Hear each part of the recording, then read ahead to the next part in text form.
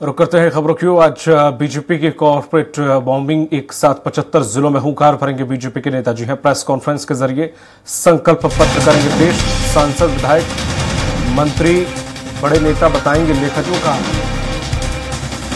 CM Yogi Lucknow में करेंगे press conference. प्रदेश अध्यक्ष भूपेंद्र चौधरी मेरठ में करेंगे press conference. Deputy CM Keshav Prasad Maurya Moradabad में प्रेस कॉन्फ्रेंस करेंगे और डिप्टी सीएम ब्रजेश पाठक कानपुर में प्रेस कॉन्फ्रेंस करेंगे। केंद्रीय मंत्री बीएल वर्मा नोएडा में करेंगे प्रेस कॉन्फ्रेंस।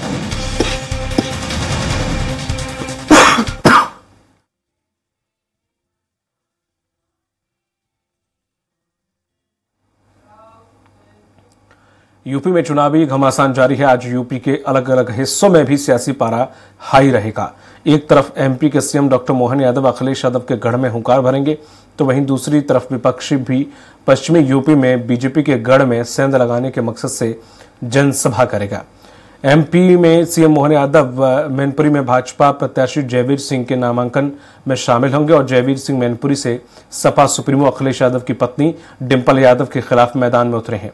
वहीं हरियाणा के सीएम नायाब सिंह सैनी भी यूपी के दौरे पर हैं। वह सहारनपुर, बिजनौर और मुजफ्फरनगर में जनसभा को संबोधित करेंगे, जबकि सीएम योगी आदित्यनाथ आज बिहार के दौरे पर रहेंगे। सीएम योगी बिहार के औरंगाबाद और नवादा में अपने प्रत्याशी के लिए माहौल बनाएंगे। सपा सुप्रीमो अखिलेश यादव आज इटावा और मुजफ्फरनगर में जनसभा को संबोधित करेंगे। वहीं बसपा चीफ मायावती मुरादाबाद और पीलीभीत में अपने प्रत्याशी के लिए वोट मांगेंगी। इसके अलावा आज बीजेपी पूरे प्रदेश में अपने घोषणा पत्र को लेकर प्रेस कॉन्फ्रेंस करेगी।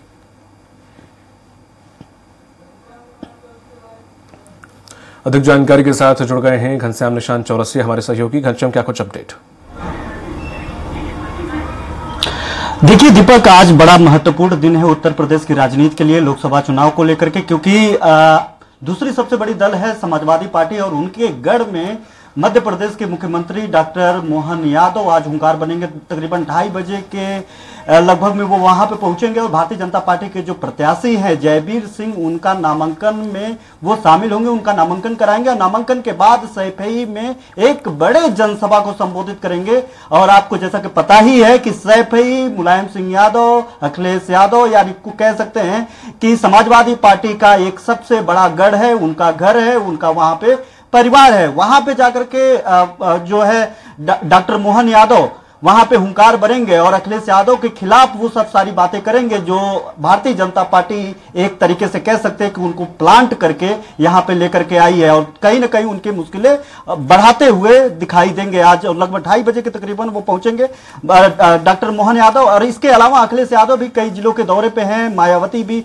2 जिलों के दौरे पे हैं, मुख्यमंत्री योगी आदित्यनाथ नवादा और औरंगाबाद यानी बिहार में के दौरे पे रहेंगे। और अभी कुछ ही देर पहले मुख्यमंत्री योगी आदित्यनाथ ने तकरीबन 1 घंटे तक प्रेस कॉन्फ्रेंस किया है और इस प्रेस कॉन्फ्रेंस में विकसित संकल्प घोषणा पत्र को लेकर के उन्होंने प्रेस कॉन्फ्रेंस किया है और पिछले 10 सालों का जो केंद्र सरकार का लेखा जोखा उन्होंने पेश किया है और इसके अलावा आगामी जो 5 सालों का विजन है, विजन डॉक्यूमेंट पेश किया है और बताया है कि वो किस तरीके से आगामी जो अगर सरकार बनती है तो आगामी दिनों में वो किस तरीके से सरकार चलाएंगे और किस तरीके से लोगों को बीच में किन किन मुद्दों को लेकर के जाएंगे और किन किन मुद्दों को लेकर के वो सॉल्व आउट करेंगे यानी सरकार के जरिए। तो एक बड़ा बेहद महत्वपूर्ण दिन है। और इसके अलावा अब अगर बात करें जो प्रदेश अध्यक्ष हैं, चाहे दोनों डिप्टी चीफ मिनिस्टर हैं, तमाम जो कैबिनेट मिनिस्टर हैं या फिर भारतीय जनता पार्टी के शीर्ष पदाधिकारी हैं, अलग अलग जिलों में पूरे 75 के 75 जिलों में आज प्रेस कॉन्फ्रेंस करेंगे। इसकी शुरुआत मुख्यमंत्री योगी आदित्यनाथ ने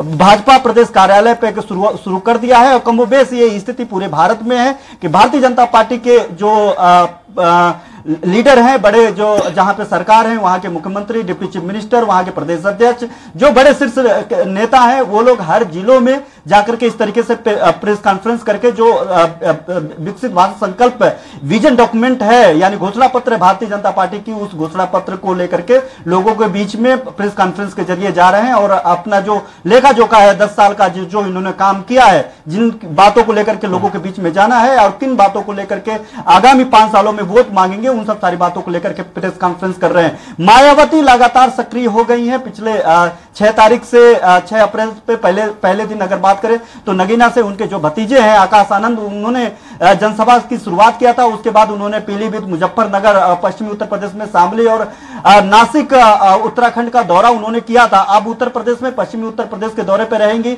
पीलीभीत वो जाएंगी। पीलीभीत में सबसे पहले प्रधानमंत्री नरेंद्र मोदी का दौरा हुआ था। नरेंद्र मोदी के बाद 12 अप्रैल को अखिलेश यादव ने वहां पे जनसभा को संबोधित किया था और उसके बाद जो है अब मायावती भी वहां पे पहुंचने जा रही हैं और 2 बार जो है सीएम योगी आदित्यनाथ भी पीलीभीत का दौरा कर चुके हैं। चूंकि भारतीय जनता पार्टी के लिए थोड़ा सा मुश्किल सीट बन गई थी पीलीभीत, क्योंकि वहां से मौजूदा सांसद वरुण गांधी थे और वरुण गांधी का टिकट काट करके वहां पे जितिन प्रसाद को, जो उत्तर प्रदेश में कैबिनेट मिनिस्टर है, उनको टिकट दिया था, जिसके बाद वरुण गांधी का थोड़ी सी नाराजगी भी सामने देखने के लिए मिली थी। उसका फायदा विपक्ष उठाना चाह रही थी, यानी अखिलेश यादव वहां पे जाकर के इस बाबत भी कई बातें उन्होंने जिक्र किया था। वरुण गांधी के बारे में भी उन्होंने बोला था कि उन्होंने किसानों की आवाज उठाई और ऐसे में भारतीय जनता पार्टी किसान विरोधी है और ऐसे में जो है वरुण गांधी को एक सीट यानी एक कुर्सी तक नसीब नहीं हुआ, उनको मंच पे नहीं बैठाया गया। वरुण गांधी प्रधानमंत्री नरेंद्र मोदी के उस दौरे पे, उस जनसभा से कन्नी काटते हुए नजर आ रहे थे। इसको लेकर के उसका फायदा जो विपक्षी दल है उसको उठाना चाहती है। ऐसे में भारतीय जनता पार्टी के लिए पीलीभीत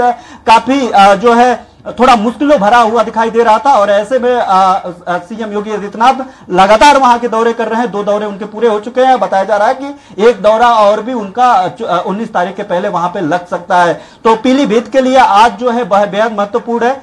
इटावा में आज अखिलेश यादव अपने गढ़ में, सफेई में जहां पे मोहन यादव जो है अपने प्रत्याशी के लिए वोट मांगेंगे, वहीं पे इटावा में अखिलेश यादव अपनी उनका जवाब देते हुए दिखाई दे सकते हैं। क्योंकि हालांकि अगर इसमें समय का प्रतिबद्धता की बात करें तो सबसे पहले मोहन यादव 3 बजे तक जाएंगे, उसके पहले ही अखिलेश यादव वहां पे अपने भाषण देंगे, अपने जनसभा को संबोधित करेंगे, प्रत्याशी के लिए वोट मांगेंगे। बदायूं से जो टिकट बदल दिया है समाजवादी पार्टी ने, बदायूं से शिवपाल सिंह यादव चुनाव लड़ रहे थे, शिवपाल सिंह यादव को हटा करके उनके बेटे आदित्य यादव को टिकट कल दिया गया। आज वो नामांकन करेंगे, पूजा पाठ कर रहे हैं, पूजा पाठ करने के बाद वो सीधे नामांकन करने के लिए पहुंचेंगे। तो आज काफी कई सीटों पे नामांकन होना है। आज 5वां दिन है नामांकन का, तीसरे चरण का। और तीसरे चरण में अगर बात करें दीपक, तो अभी तक कोई भी बड़े दल का कोई नेता, किसी भी बड़े दल का कोई प्रत्याशी अभी तक नामांकन नहीं किया है। पहले 2 चरणों का नामांकन लगभग पूरा हो चुका है।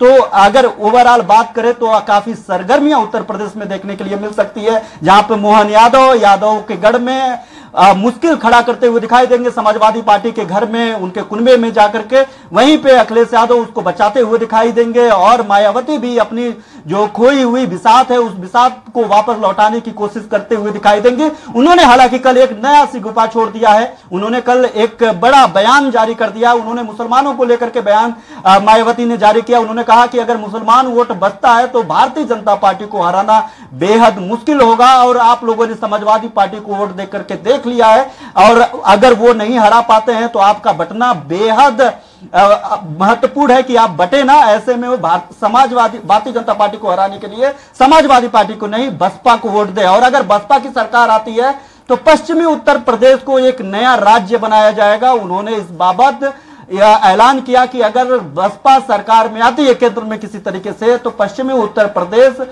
प्रदेश से एक अलग हिस्सा होगा, यानी वहां पे एक नया राज्य का गठन होगा। हालांकि अगर इसकी बात करें तो मायावती इसके पहले जब उनकी सरकार थी तो एक प्रस्ताव वो पहले भी ला चुकी हैं उत्तर प्रदेश के 4 भागों में बांटने को लेकर के। हालांकि चूंकि केंद्र में उस समय कांग्रेस की सरकार थी, फिर बाद में भारतीय जनता पार्टी की सरकार थी, तो उस पर कोई बात नहीं हुई। जब तक केंद्र नहीं चाहेगा तब तक इस तरीके के नियम कानून कायदे नहीं लागू हो सकते। अब उसी बात को उन्होंने दोहराया है पश्चिमी उत्तर प्रदेश में। उन्होंने वहां पे कहा है कि अगर सरकार आती है तो वहां पे पश्चिमी उत्तर प्रदेश को एक अलग राज्य का दर्जा दिया जाएगा।